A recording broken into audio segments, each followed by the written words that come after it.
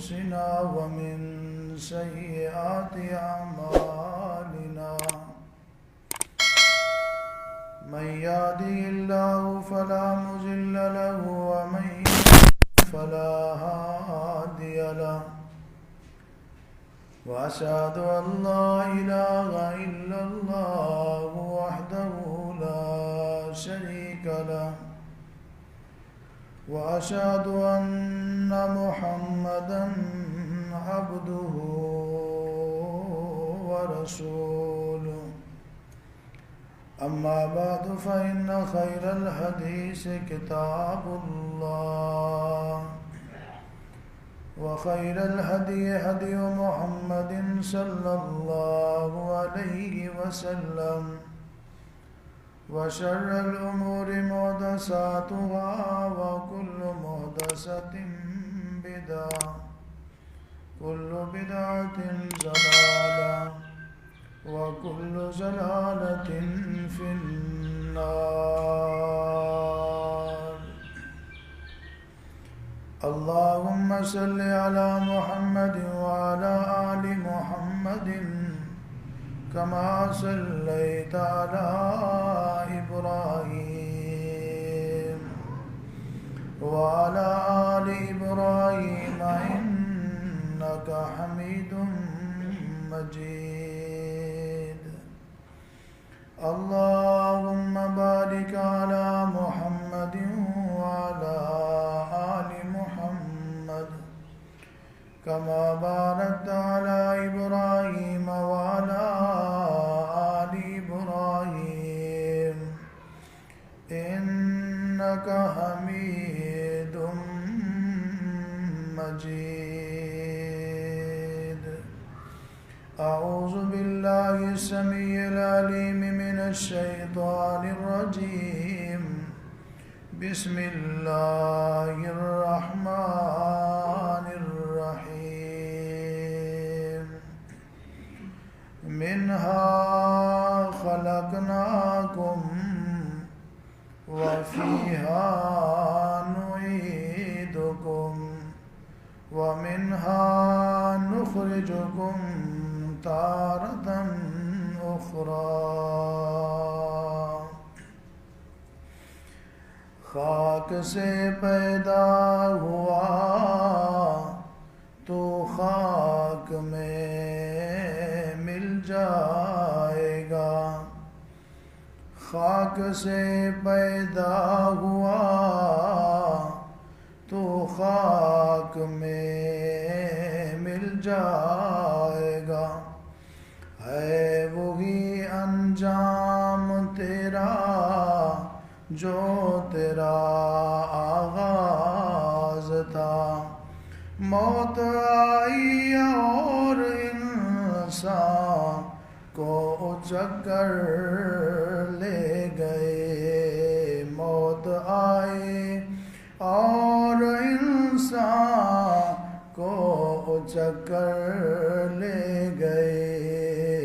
اقربا مجبور تھے معذور چارہ ساز تھا.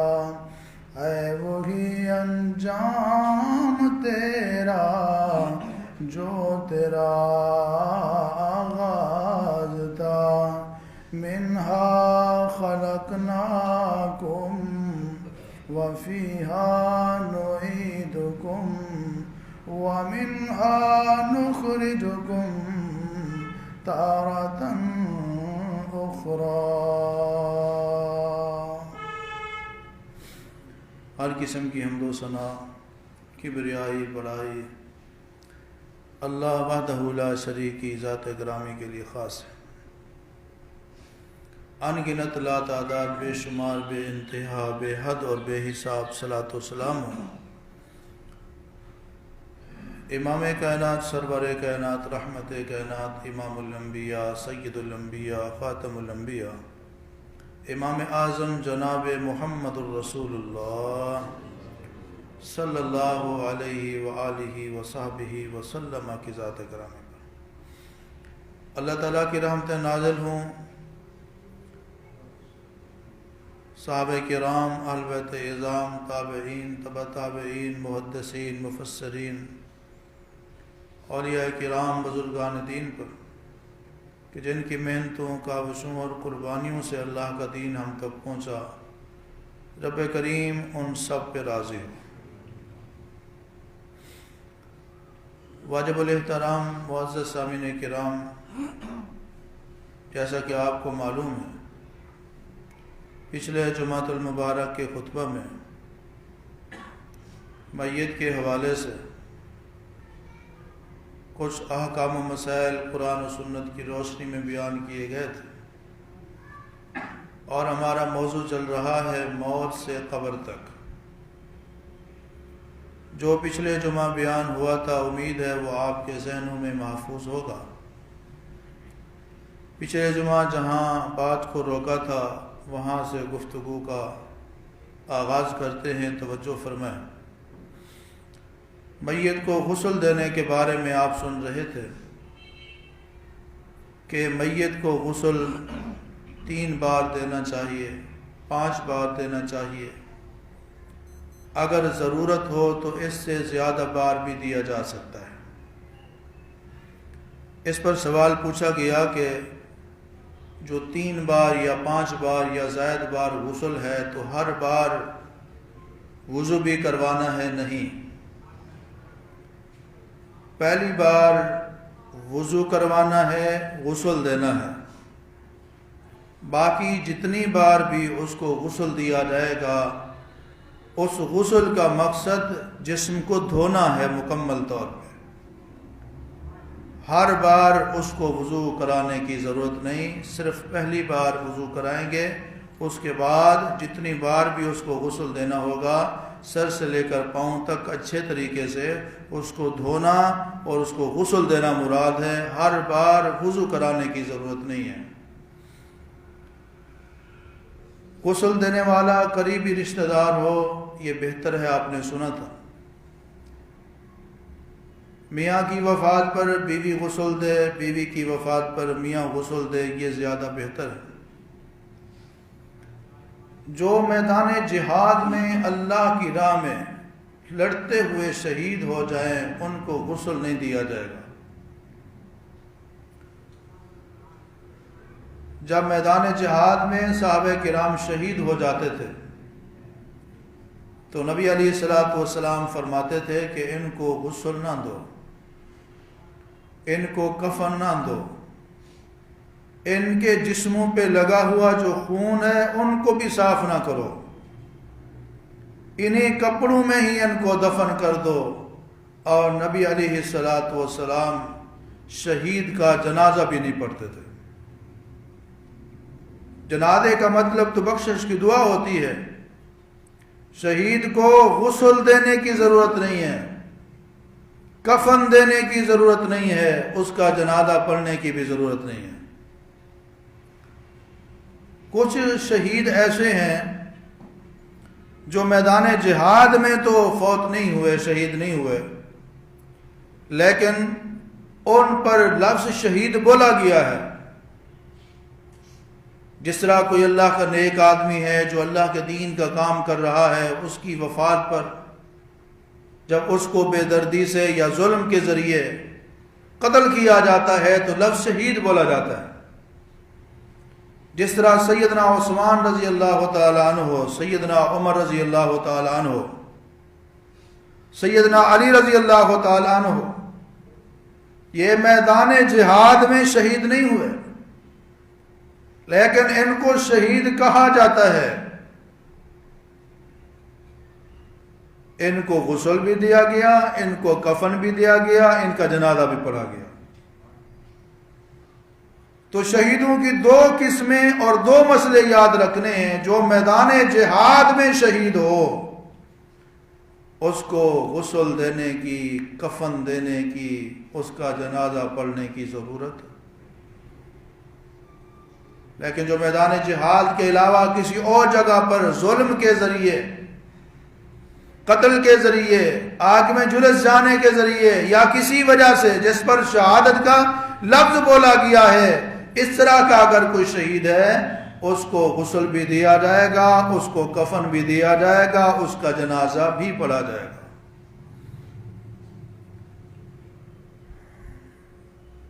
غسل دیتے ہوئے سب سے پہلے پیٹ پر ہاتھ پھیرنا چاہیے، ہلکا سا دبانا چاہیے، یہ بھی سنت سے ثابت ہے۔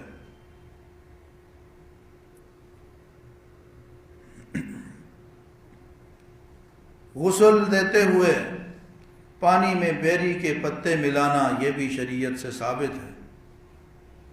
آخری مرتبہ پانی میں کافور ملا کر غسل کروانا، یہ بھی سنت سے ثابت ہے۔ میں پڑھ رہا تھا کہ کافور کیوں ملایا جاتا ہے، کوئی اور خوشبو کیوں نہیں ملائی جاتی؟ اس کے بارے میں محققین نے لکھا ہے کہ کافور کے اندر دو خوبیاں ہیں۔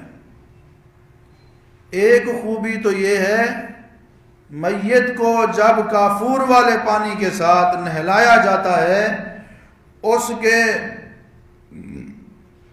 جو جسم ہے، جو میت ہے، اس کی جو باڈی ہے وہ جلدی خراب نہیں ہوتی۔ اور دوسرا فائدہ یہ ہے کہ کوئی کیڑا مکوڑا جلد اس کے قریب نہیں آتا، اور ویسے سنت طریقہ ہے۔ ایک اہم مسئلہ جو شاید اکثر لوگوں نے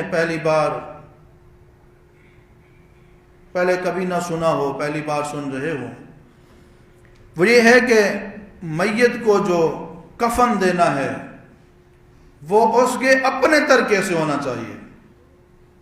ہمارے ہاں رواج ایسے ہے کہ دوست کفن لے کر آتے ہیں، رشتہ دار کفن لے کے آتے ہیں۔ صحیح بات اور تحقیقی مسئلہ یہ ہے کہ میت کا جو کفن بنانا ہے اس کے اپنے مال سے ہونا چاہیے، یہاں تک کہ اگر وہ مقروض کیوں نہیں پھر بھی اس کے اپنے مال سے اس کے لیے کفن بنانا چاہیے۔ یہ ہمارے یہاں رواج ہے۔ دوست احباب، رشتہ دار، قریبی رشتہ دار، اگر کوئی خاتون فوت ہو گئی ہے، اس کے ورثاء رواج بنایا ہوا ہے کہ ہم کفن دیں گے۔ اور اگر کسی بندے کے پاس کفن پورا نہیں ہے، اس کے پاس چھوٹی چادریں ہیں، چھوٹی چادروں میں اس کو کفن دینا چاہیے، کسی اور سے کپڑا لے کر اس کو بڑی چادروں میں کفن دینے کی بھی اجازت نہیں ہے۔ امام الانبیاء جناب محمد رسول اللہ صلی اللہ علیہ وسلم کے صحابی ہیں سیدنا مصعب بن عمیر رضی اللہ تعالیٰ عنہ، شہید ہوئے۔ شہادت کے بعد جب ان کو کفن دیا گیا، ان کے پاس دو چادریں تھیں یا ایک بڑی چادر تھی۔ جب ان کو کفن دیتے تھے، سر چھپاتے تھے تو پاؤں ننگے ہو جاتے تھے، پاؤں چھپاتے تھے تو سر ننگا ہو جاتا تھا۔ آپ علیہ السلام نے فرمایا اس کے سر کو چھپا لو اور اس کے پاؤں جو ننگے ہو گئے ہیں اس کے اوپر ازخر گھاس کا کچھ ٹکڑے لے لو، اس کے اوپر ڈال دو۔ محدثین علماء کرام نے مسئلہ یہ نقل کیا ہے، کہتے ہیں اگر کسی اور سے کفن لے کر پہنانا جائز ہوتا، اللہ کے پاک پیغمبر علیہ السلام کسی اور سے کپڑا لے کر مصعب بن عمیر رضی اللہ تعالیٰ عنہ کے پاؤں کے اوپر کپڑا ڈلوا دیتے، گھاس کبھی نہ ڈالتے۔ میت کی اپنی جائیداد میں سے، اپنے ترکے میں سے کفن ہونا چاہیے، کوئی اور کفن دینے کا تکلف نہ کرے۔ اور یہ مسئلہ بھی ذہن نشین فرما لیں کہ اگر کسی ولی، کسی پیر، کسی نیک بندے کا کسی کو کفن دے دیا جائے، کفن پہنا دیا جائے، یوں نہ سمجھا جائے کہ اس کی وجہ سے مردہ بخشا جائے گا، اس کی بخشش ہو جائے گی۔ اگر عقیدہ ٹھیک نہیں ہے، عمل ٹھیک نہیں ہے، کردار ٹھیک نہیں ہے، کسی نیک بندے کا دیا ہوا کفن بھی فائدہ نہیں دے گا۔ امام الانبیاء جناب محمد رسول اللہ صلی اللہ علیہ وسلم کے پاس عبداللہ رضی اللہ تعالیٰ عنہ آئے۔ یہ وہ عبداللہ ہیں جو مخلص مومن ہیں، ان کا باپ عبداللہ بن ابی رئیس المنافقین ہے۔ جب وہ فوت ہوا ان کے بیٹے عبداللہ ہے، یا رسول اللہ اپنی قمیض مبارک دیں۔ میرا باپ فوت ہو گیا ہے، اس کو پہنانا چاہتے ہیں۔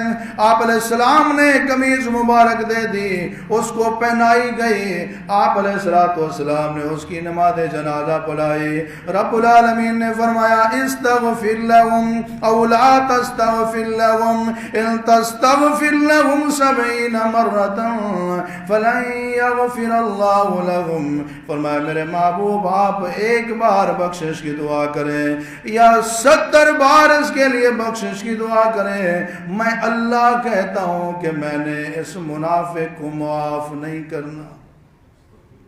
بعض روایات میں آتا ہے کہ آپ علیہ السلام نے اس کے منہ میں اپنا لعاب مبارک بھی لگایا تھا، لیکن چونکہ اس کا عقیدہ ٹھیک نہیں تھا، دل سے اسلام کے لیے مخلص نہیں تھا، اللہ کے پیغمبر علیہ السلام کی قمیض پہنائی گئی، آپ علیہ السلام کا لعاب لگایا گیا، آپ نے جنازہ پڑھایا، پھر بھی اس کی بخشش۔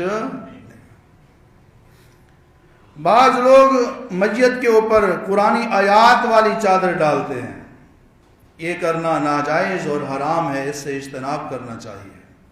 رسول اللہ صلی اللہ علیہ وسلم اور صحابہ کرام سے اس چیز کا کوئی ثبوت نہیں ملتا۔ اور دوسری چیز یہ ہے کہ قرآنی آیات والی چادر میت کے اوپر ڈالنا یہ سنت سے بھی ثابت نہیں، اور قرآنی آیات والی جو چادر ہے وہ تو پاؤں کے اوپر بھی ہوتی ہے اور جسم کے مخصوص اعضاء کے اوپر بھی ہوتی ہے، اور اوپر قرآن پاک کی آیات لکھی ہوتی ہیں۔ یہ ناجائز اور حرام ہونے کے ساتھ ساتھ قرآن کریم کی بے ادبی کا ذریعہ بھی ہے، لہذا اس سے اجتناب کرنا چاہیے۔ بعض لوگ آیت الکرسی والی چادر ڈال دیتے ہیں، بعض درود شریف والی 4 کل ہوتے ہیں، سورہ یاسین ہوتی ہے، تو یہ ڈالنا، اس سے اجتناب کرنا چاہیے۔ بعض لوگ میت کی آنکھوں میں بیت اللہ شریف کے غلاف کے دھاگے ڈالتے ہیں اور کہتے ہیں جی اس کی وجہ سے اس کی نجات ہو جائے گی، یہ مسئلہ بھی من گھڑت ہے، اس کا بھی اللہ کی شریعت کے ساتھ کوئی تعلق نہیں ہے۔ غسل دینے والے کو غسل کرنا چاہیے لازمی طور پر، ہمارے معاشرے میں یہ مسئلہ بہت مشہور ہے نا، حالانکہ یہ لازم نہیں ہے۔ حدیث پاک میں ایسے آتا ہے کہ جو بندہ کسی میت کو غسل دے اسے غسل کر لینا چاہیے، اور جو میت کو اٹھائے اسے وضو کر لینا چاہیے۔ جہاں چاہیے آ جائے وہاں اختیار ہوتا ہے، اس لیے مفسرین نے، محدثین نے، محقق علماء نے یہ بات لکھی ہے، میت کو غسل دینے والے کے لیے غسل کرنا لازمی نہیں ہے، اگر کر لے تو مستحب ہے، ثواب کا کام ہے۔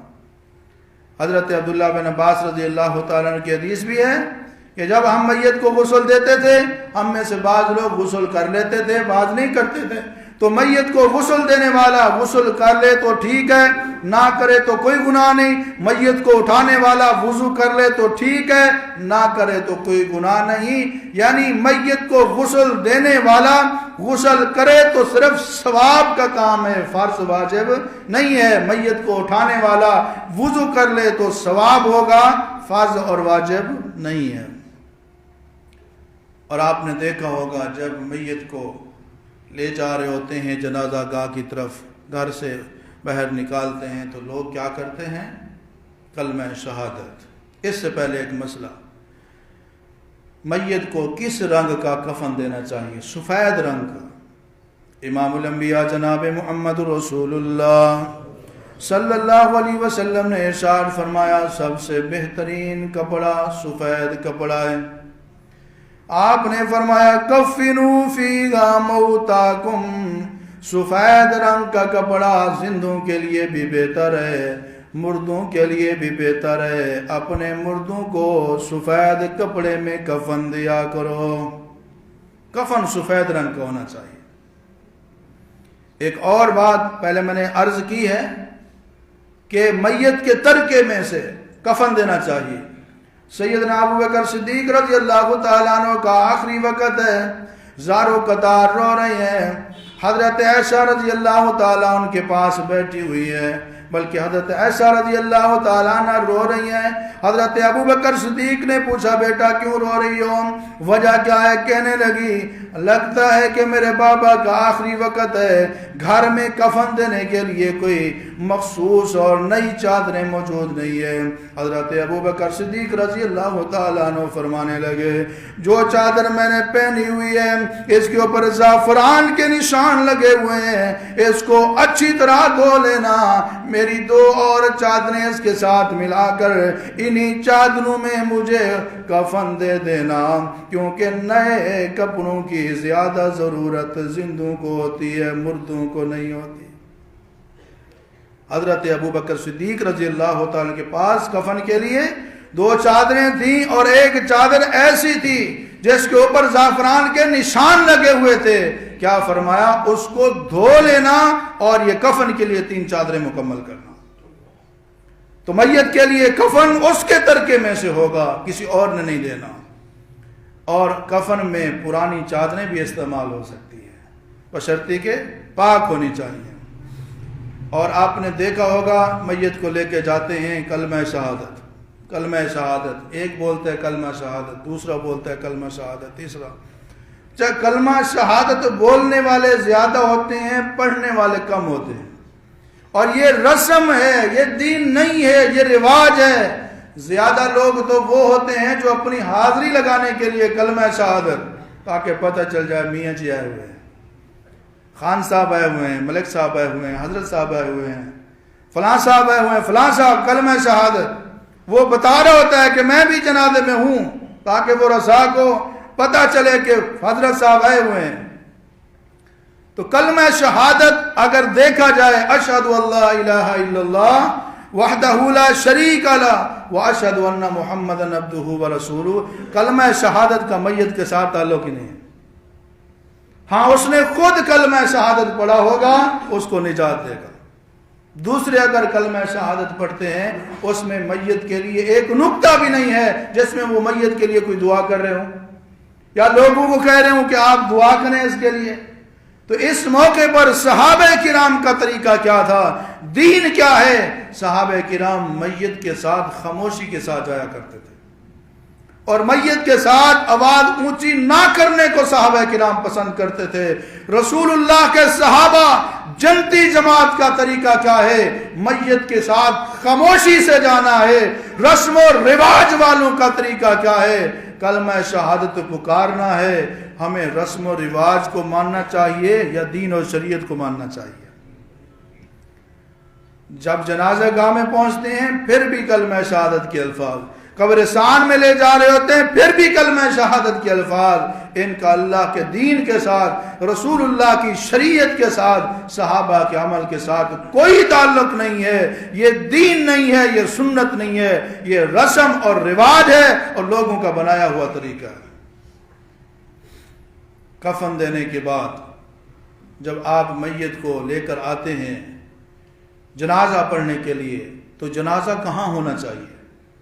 بہتر یہ ہے ہر علاقے میں ایک ایسا مقام ہو، قبرستان یا قبرستان کے قریب یا کوئی ایسی جگہ جو کھلی جگہ ہو، وہاں پہ جنازہ گاہ ہونی چاہیے۔ میت کو جنازہ گاہ میں لے جائیں، اس کی نماز جنازہ ہو۔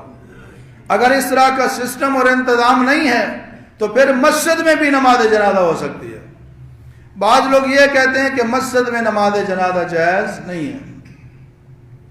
امام الانبیاء جناب محمد الرسول اللہ صلی اللہ علیہ وسلم کے دور میں آپ علیہ السلام کے صحابی بیضار رضی اللہ تعالیٰ عنہ کے 2 بیٹے فوت ہوئے تھے۔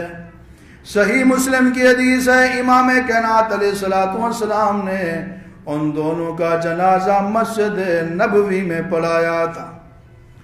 سیدنا ابو بکر صدیق رضی اللہ تعالیٰ عنہ فوت ہوئے، ان کا جنازہ عمر رضی اللہ تعالیٰ عنہ نے مسجد نبوی میں پڑھایا تھا۔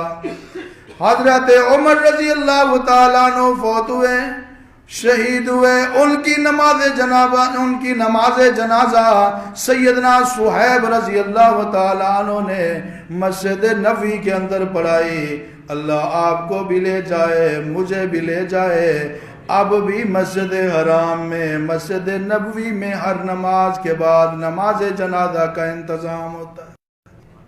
ایسے ہے یا نہیں ہے؟ خانہ کعبہ میں نماز کے بعد خانہ کعبہ میں مسجد حرام میں جنازہ ہو سکتا ہے، مسجد نبوی میں جنازہ ہو سکتا ہے، پاکستان کی کسی مسجد میں جنازہ کیوں نہیں ہو سکتا؟ یہ اختلاف وہ لوگ کرتے ہیں جن کو مسئلے کا پتہ نہیں ہوتا۔ لہذا بلا کراہت مسجد کے اندر نماز جنازہ جائز ہے۔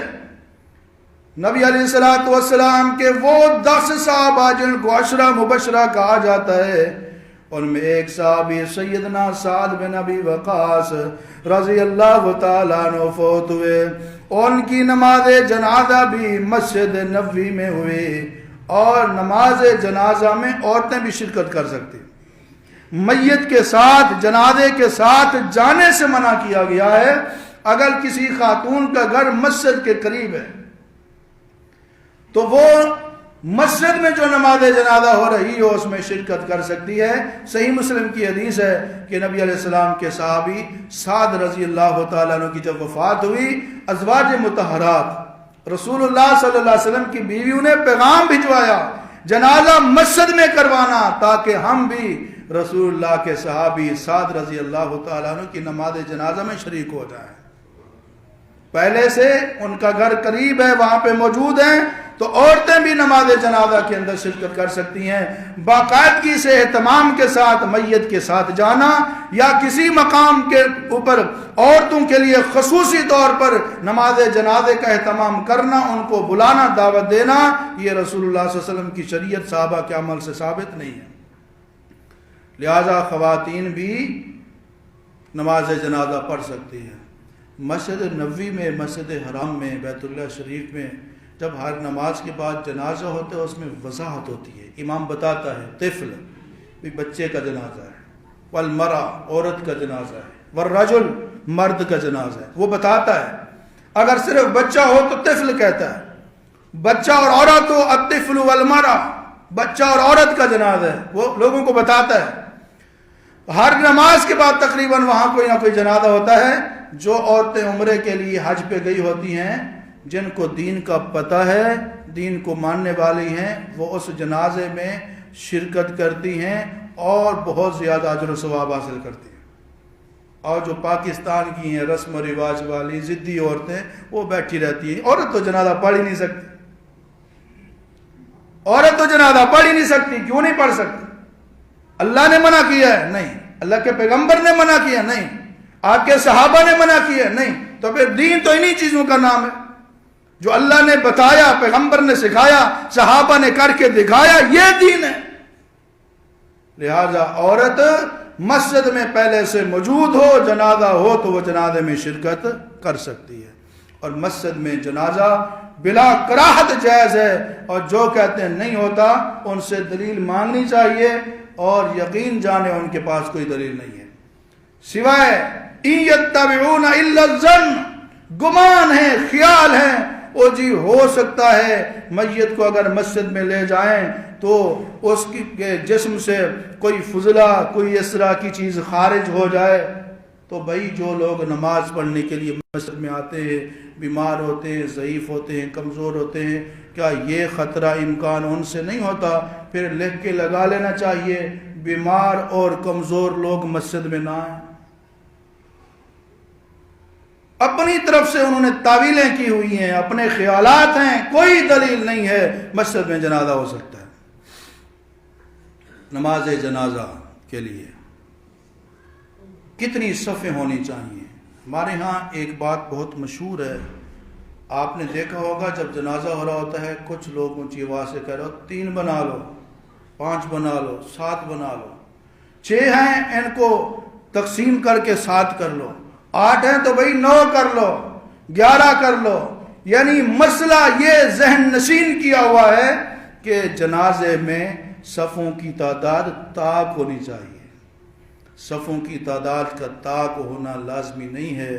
صحیح مسلم کی حدیث ہے، حضرت جابر رضی اللہ تعالی عنہ بیان فرماتے ہیں ایک جنازہ ہم نے پڑھا جناب محمد رسول اللہ صلی اللہ علیہ وسلم کے پیچھے، فصفنا صفین، جنازہ پڑھانے والے رسول اللہ تھے، مقتدیوں میں ان لوگوں نے کتنی صفیں بنائی؟ صفین، صرف 2 صفیں بنائی۔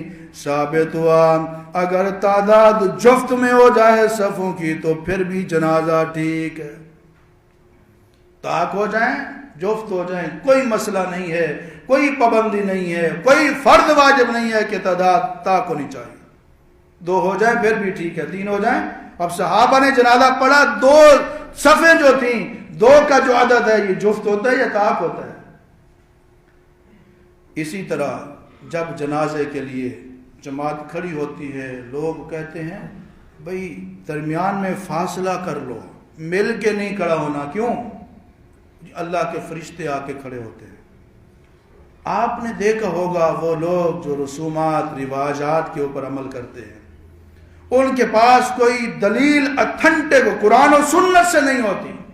ان یتبعون الا الظن، قرآن پاک میں گمراہ لوگوں کے بارے میں کہا گیا ہے وہ خیالی باتیں کرتے ہیں، اور یہ بھی خیالی باتیں کرتے ہیں کہ فرشتے آتے ہیں لہذا درمیان میں فاصلہ رکھا کریں۔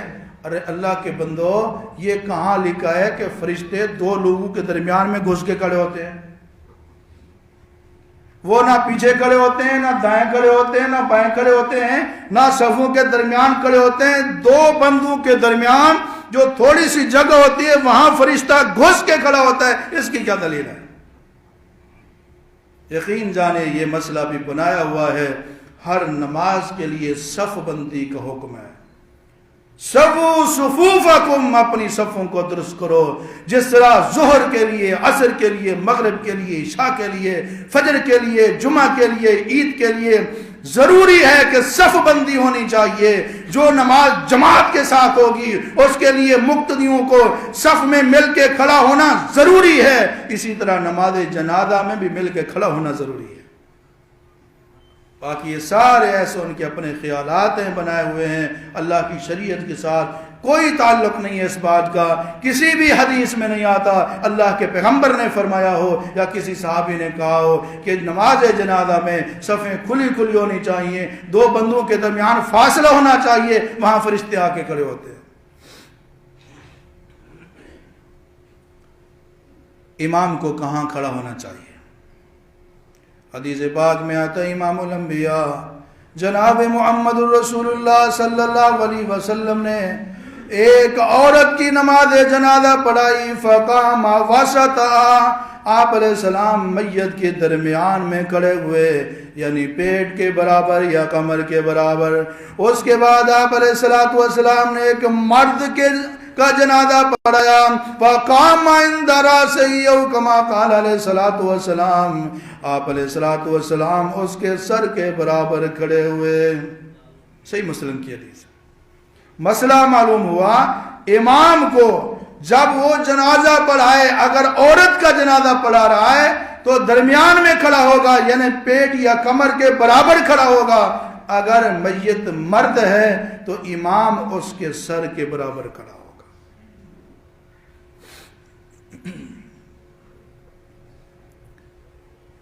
نماز جنازہ اونچی آواز سے پڑھنی چاہیے یا آہستہ آواز سے پڑھنی چاہیے؟ جس طرح ظہر اور عصر کی نماز میں امام آہستہ آواز سے پڑھتا ہے، مغرب عشاء اور فجر کی نماز میں اونچی آواز سے پڑھتا ہے۔ 2 طریقے ہو گئے نا، ایک آہستہ آواز والا اور ایک اونچی آواز والا۔ نماز جنازہ میں دونوں طریقے ثابت ہیں۔ ابو داؤد کے اندر حدیث آتی ہے، اللہ کے پیغمبر علیہ السلام کے صحابی بیان فرماتے ہیں، سنت طریقہ یہ ہے کہ نماز جنازہ میں پہلی تکبیر کے بعد آہستہ آواز کے ساتھ سورہ فاتحہ پڑھی جائے، دوسری تکبیر کے بعد درود پڑھا جائے، تیسری تکبیر کے بعد دعا کی جائے، چوتھی تکبیر کے بعد سلام پھیر دیا جائے۔ اس حدیث میں آہستہ پڑھنے کے الفاظ موجود ہیں۔ صحیح بخاری کی حدیث ہے، نسائی میں تفصیل کے ساتھ موجود ہے، حضرت عبداللہ بن عباس رضی اللہ تعالیٰ عنہ نے نماز جنازہ پڑھائی، فقرأ بفاتحۃ الکتاب، بلند آواز کے ساتھ سورہ فاتحہ کی قرأت کی، اس کے بعد وہ سورہ ایک اور سورت کی تلاوت کی، بعد میں فرمانے لگے لِتَعْلَمُوا أَنَّهَا سُنَّةٌ وَحَقٌّ، یہ کام میں نے اس لیے کیا ہے تاکہ تمہیں پتہ چل جائے، معلوم ہو جائے، انہو سنت و حق، یہ حق طریقہ ہے، برحق طریقہ ہے، اور رسول اللہ کی سنت یہی ہے۔ حدیثیں دو ہیں، لفظ سنت دونوں میں موجود ہے، تو ثابت ہوا آہستہ آواز سے زور اثر کی طرح اگر امام آہستہ آواز سے جنازہ پڑھاتا ہے یہ بھی رسول اللہ کی سنت ہے، اگر بلند آواز سے مغرب عشاء فجر کی طرح پڑھتا ہے تو یہ بھی رسول اللہ کی سنت کا طریقہ موجود ہے۔ بعض لوگوں نے تقسیم کی ہوئی ہے، ہم آہستہ پڑھتے ہیں وہ اونچی آواز سے پڑھتے ہیں، یہ بات نہیں ہے، اور بعض لوگ لا علمی کی وجہ سے کہتے ہیں ہمارا جنازہ تو اونچا ہوتا ہے، ان کا جنازہ آہستہ آواز سے ہوتا ہے۔ یہ مسئلہ یاد رکھ لیں، نوٹ کر لیں، دونوں طریقے ثابت ہیں، اور دونوں طریقوں کے گواہ رسول اللہ کے صحابہ ہیں، اور دونوں طریقوں کا ثبوت جناب محمد رسول اللہ صلی اللہ علیہ وسلم سے ملتا ہے۔ لہذا آہستہ آواز سے پڑھیں پھر بھی ٹھیک ہے، اونچی آواز سے پڑھیں پھر بھی ٹھیک ہے، لیکن یاد رکھنا چاہیے ہمارے چونکہ ماحول اور معاشرے میں زیادہ لوگوں کو جنازے کی دعائیں نہیں آتی، اس لیے علماء کرام اس طرح کے جنازوں میں جہاں اکثریت ایسے لوگوں کی ہو جن کو دین کا زیادہ پتہ نہیں ہوتا، وہ بلند آواز کے ساتھ نماز جنازہ پڑھاتے ہیں تاکہ سنت بھی ادا ہو جائے اور لوگوں کو تعلیم بھی ہو جائے، ان کو پتہ بھی چل جائے۔ امام الانبیاء جناب محمد رسول اللہ صلی اللہ علیہ وسلم نے ایک نماز جنازہ پڑھائی، اس کو بیان کرنے والے عوف بن مالک رضی اللہ تعالیٰ عنہ ہے، وہ کہتے ہیں کہ اللہ کے پاک پیغمبر علیہ السلام نے نماز جنازہ پڑھائی، حفظت من دعائے، نماز جنازہ کی دعا کو میں نے جنازے کے اندر ہی حفظ کر لیا، یاد کر لیا۔ صحیح مسلم کی حدیث ہے۔ اب بتائیں اگر امام اونچی آواز سے پڑھے گا تو مقتدی یاد کرے گا، اگر امام ایسا آواز سے پڑھے گا تو مقتدی کیسے یاد کر سکتے؟ اس کے بعد فرماتے ہیں حتی تمنیت ان اکون انا ذالک المیت، وہ دعا اتنی پیاری تھی میرا دل کر رہا تھا کاش یہ میت عوف بن مالک کی ہوتی، جنازہ رسول اللہ پڑھاتے۔ اور وہ دعا تو اکثر مولویوں کو بھی نہیں آتی۔ ایک جگہ اختلاف ہو گیا، ایک پارٹی کے مولوی نے کہا میں جنازہ پڑھاتا ہوں، دوسری پارٹی کے مولوی نے کہا میں پڑھاتا ہوں۔ جب جھگڑا ختم نہیں ہو رہا تھا ایک بندے نے کہا دونوں میں سے مجھے کوئی مسنون دعا سنا دے جو مخصوص میت کے لیے ہو تو وہ پڑھا دے۔ مولوی دونوں سائڈ پہ ہو گئے، ان کو وہ مخصوص دعا ہی نہیں آتی تھی۔ وہ دعا کیا ہے؟ اللہم اغفر لہ وارحمہ وعافہ واعف عنہ واکرم نزلہ ووسع مدخلہ واغسلہ بالماء والثلج والبرد ونقہ من الخطایا کما ینقى الثوب الابیض من الدنس وابدلہ دارا خیرا من دارہ واہلا خیرا من اہلہ وزوجا خیرا من زوجہ وادخلہ الجنہ واعذہ من عذاب القبر ومن عذاب النار، جس کا مطلب یہ ہے اے اللہ اس کو بخش دے، اس کے اوپر رحمت فرما، اس سے درگزر فرما، اس سے رعایت فرما، اس کو گناہوں سے پاک اور صاف کر دے، اس کو دنیا کے گھر سے بہتر گھر عطا فرما، دنیا کے گھر والوں سے بہتر گھر والے عطا فرما، اور دنیا کے بیوی سے ساتھی سے بہتر ساتھی عطا فرما، اس کو جنت کا داخلہ عطا فرما، اس کو قبر کے عذاب سے اور جہنم کی آگ سے بچا لے۔ رسول اللہ صلی اللہ علیہ وسلم کی جتنی دعائیں تھیں جامع کلمات تھے، جس طرح کہتے ہیں دریا کو کوزے میں بند کر دینا۔ اب دیکھیں اس چھوٹی سی دعا میں ہر چیز مانگی گئی ہے میت کے لیے، بخشش، رحمت، رعایت، درگزر، گناہوں کی معافی، دنیا سے بہتری اور جنت کا داخلہ، جہنم سے نجات۔ اب بتائیں اور کون سی چیز رہ جاتی ہے جس کو بعد میں ہاتھ اٹھا کے مانگا جاتا ہے؟ بہت سارے لوگوں کو نماز جنازہ کی یہ دعا نہیں آتی، یہ سیکھنی چاہیے، اور جب اپنا کوئی پیارا دنیا سے روانہ ہو اس دعا کا تحفہ دے کر اس کو روانہ کرنا چاہیے۔ نماز جنازہ کے اندر فاتحہ پڑھنا ضروری ہے۔ بعض لوگ کہتے ہیں جی آپ فاتحہ کو نہیں مانتے، آپ میت کے لیے فاتحہ نہیں پڑھتے، آپ کے جو فوت ہوتے ہیں مر گیا مردود، نہ فاتحہ نہ درود، کہتے ہیں نا آپ میت کو فاتحہ نہیں دیتے، آپ درود نہیں پڑھتے، مر گیا مردود، نہ فاتحہ نہ درود۔ حالانکہ اللہ کی توفیق سے ہمارے جو فوت ہوتے ہیں ان کے جنازے میں فاتحہ بھی پڑھی جاتی ہے اور اصلی درود، درود ابراہیمی بھی پڑھا جاتا ہے۔ تو لوگوں کو غور کرنا چاہیے، جن کے جنازے میں فاتحہ نہیں ہے، جنازے میں اصلی درود نہیں ہے، ان کو فکر کرنی چاہیے۔ ہمیں فکر کی ضرورت نہیں ہے۔ الحمدللہ ہم اپنے پیاروں کو جب روانہ کرتے ہیں ان کے نماز جنازہ میں فاتحہ بھی پڑھتے ہیں اور درود بھی نماز والا پڑھتے ہیں، اور یہ کیوں پڑھتے ہیں؟ اس لیے کہ جناب محمد رسول اللہ صلی اللہ علیہ وسلم۔ مجھے ایک بھائی کہنے لگے آپ فاتحہ نہیں مانتے، میں نے کہا میں مانتا ہوں۔ آپ فاتحہ کرتے نہیں ہیں، میں نے کہا ہم تو کرتے ہیں، تمہیں پتہ ہی نہیں ہے۔ آپ کل نہیں مانتے، میں نے کہا ہم کل بھی مانتے ہیں، کل بھی کرتے ہیں۔ جی کبھی سنا تو نہیں ہے؟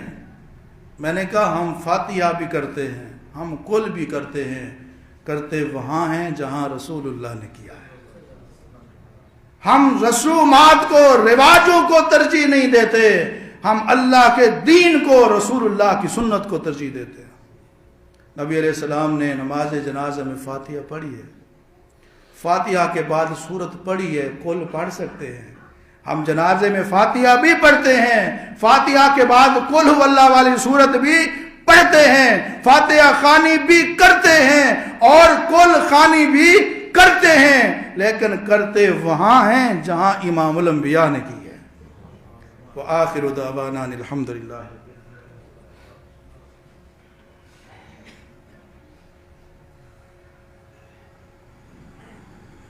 الحمدللہ نحمده ونستعینه ونستغفره ونعوذ باللہ من شرور انفسنا ومن سیئات اعمالنا، من یهده اللہ فلا مضل له ومن یضلل فلا هادی له، واشهد ان لا اله الا اللہ وحده لا شریک